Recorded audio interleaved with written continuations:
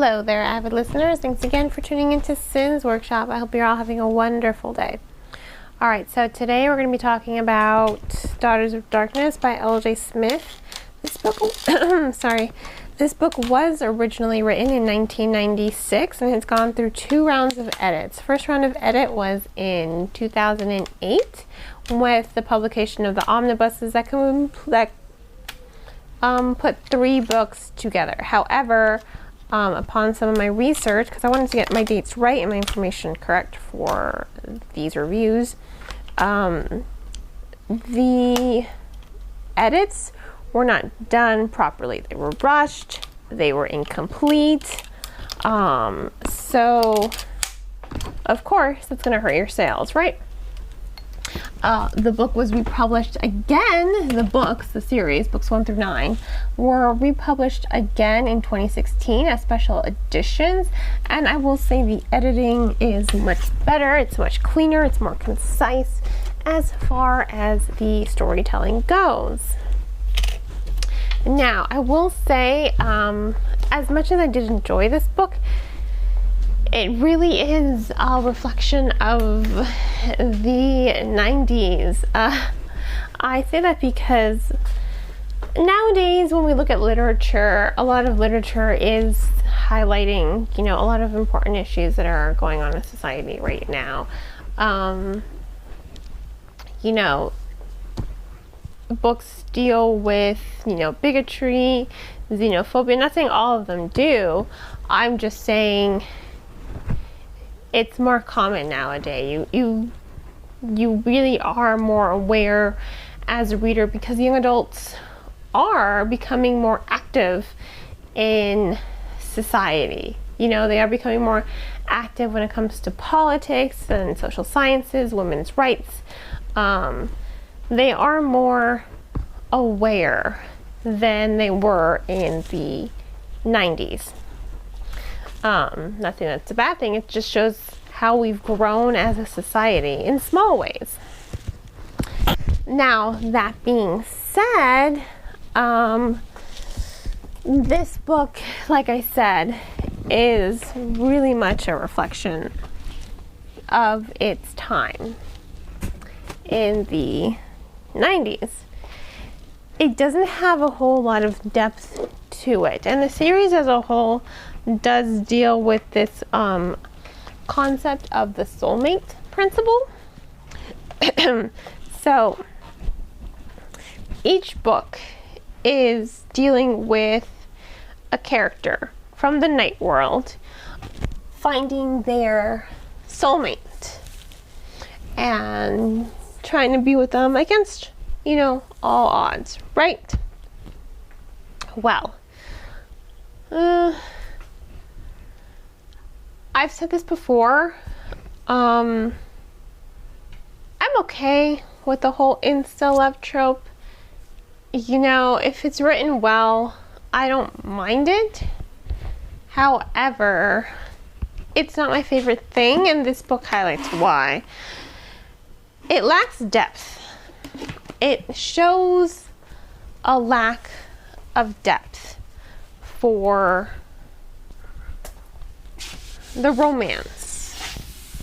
And again, I get it, I do. Not everything has to be super heavy and super deep. I'm not saying that this book is bad because of that.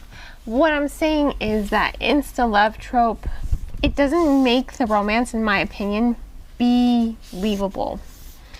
It actually kind of cheapens it because it's just sometimes they're kind of ridiculous, especially here because L.J. Smith, she does it twice.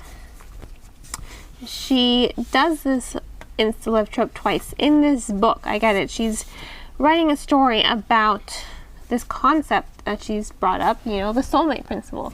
I understand that. I'm not against it. I am not opposed to that. But the reason they don't work is because you have Mary Lynette and Ash. Their romance has more depth to it than the other romance between Mark and Jade. Because, and this is good, this is the part that's good. For Mary Lynette and Ash, their romance, yes, there's that instant spark between them, but they also have something in common. They both have this love of astronomy. So that's fascinating. You know, they have something in common that attracts them to one another. Their attitudes attract them to one another. How they're kind of antagonistic, but it's funny and it works, attracts them to one another. So their romance does have some depth. Then you have the romance between Jade and Mark. Now, for all the characters, Mary Lynette excluded, they are all very two-dimensional. So the romance between Mark and Jade, it seems very much like puppy dog love, like, oh, love at first sight. Doesn't really have any depth to it. It really is kind of flighty, and I say that because Jade herself is kind of flighty. She sounds very young, younger than the story leads you to begin with. She sounds almost like she's, half the time she sounds like she's 5 or 6, but she's actually, you know, in her teens. She's either a sophomore or a junior in high school, I believe, one of those. I can't remember which. But, you know, she's 15, 16, or 17, depending on your state. I don't know, in Oregon, you know. So, in Florida, if you're a sophomore, you're usually 16. So, it's just kind of, she seems really juvenile, very young, and it just didn't make me believe the romance. In fact, it kind of made me a little uncomfortable because they both seem very juvenile, they both seem very young, they both lack substance. They're very two-dimensional characters.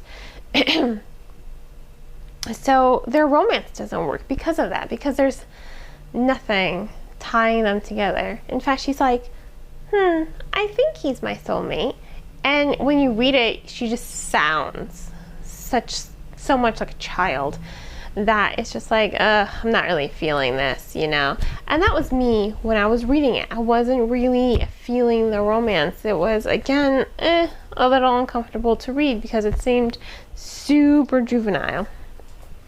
Now, that being said, I did enjoy the book. But I think it does reflect the book's age and my own age, because it does lack maturity. It does lack compelling characters. It has an interesting story, it has an interesting plot, and that's mainly what you're reading it for. You really want to solve the mystery of who killed their aunt. Mary Lynette is quite possibly the only good character in the book because she does have some measure of depth to her. She wants to be an astronomer. She wants to be a great scientist. That's what she wants.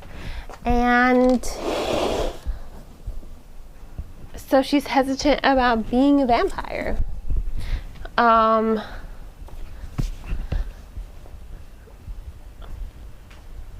So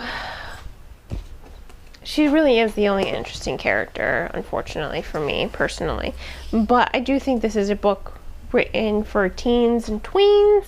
It does lack some depth to it. The characters are very two-dimensional, and honestly, I was a little disappointed. I mean, ultimately I did like it and enjoyed it. It was a quick read for me. I breezed through it, but I wanted something more from it. You know, I want more depth when it comes to my characters, and I feel like if you're going to use this insta-love trope, you have to execute it in a way that makes it compelling, that makes it me want to read it. Because again, I liked Mary Lynette's romance with Ash because there was more depth to it, but that insta-love between Mark and Jade, it kind of overshadowed it. And I think one of the biggest problems as well with the book is that characterization. These characters do not read the way that they are described. You have Rowan. All her sisters call her the wise older sister, and yet she seems so absent-minded. Half the time she's like, oh, yes, this is what's going on. This is what we're doing. And Jade is flighty. You have Kestrel. She's kind of the feisty one. She's the only one who really has any personality for the story. She wants to kill everyone. She's like, great, now we gotta kill her. She knows our secret that we're vampires. We gotta kill her. And Rowan's like, no, I don't think we do. And she just sounds really flighty. Like, everyone except Kestrel and Mary Lynette sounds very flighty. They sound very two-dimensional. They don't sound interesting at all as a reader. So, it was a little disappointing. I was ultimately disappointed in that. And didn't find it to be compelling as much as I wanted it to be. So, unfortunately, this is a book I think I would love if I were 14. Like I said, it definitely shows the age, It definitely shows my age and the story's age. And that's okay,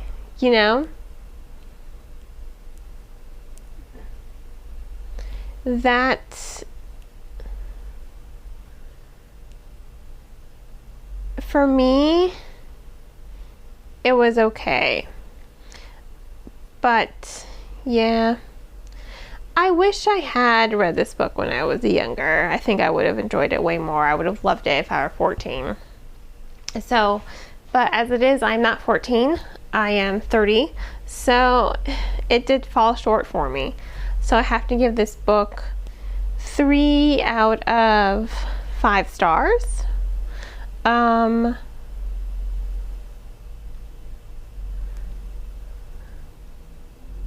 Yeah, 3 out of 5 stars. If you want to go ahead and purchase the book, I do recommend purchasing it off of your local bookstore, from your preferred online book retailer. I just ask that you get the book off of other websites other than Amazon. I'm all for supporting your bookstores. You can shop small at your independently owned bookstores. I will include a link that'll show you what independently owned bookstores are nearest you. It's bookshop.org. And please support Barnes & Noble or Books A Million. They are great. As someone who works for Barnes & Noble, I can honestly say probably the best job I've ever had. Love it. I have a great boss. I have great benefits. As a part-timer, I have great benefits. I have an HR department that's willing to work with me when I gave birth to my daughter. I mean, they are, in my opinion, a really good company to work for. And I've worked for other companies that were crap. So, just remember to support your bookstores, whether they are chain-owned or your small independently owned bookstores. If money's tight, remember, you always have your local library. And on that note, I hope you all continue to support me by liking this podcast, subscribing to it, and sharing it with all your book-loving friends. Have a great rest of your day, and as always, happy reading.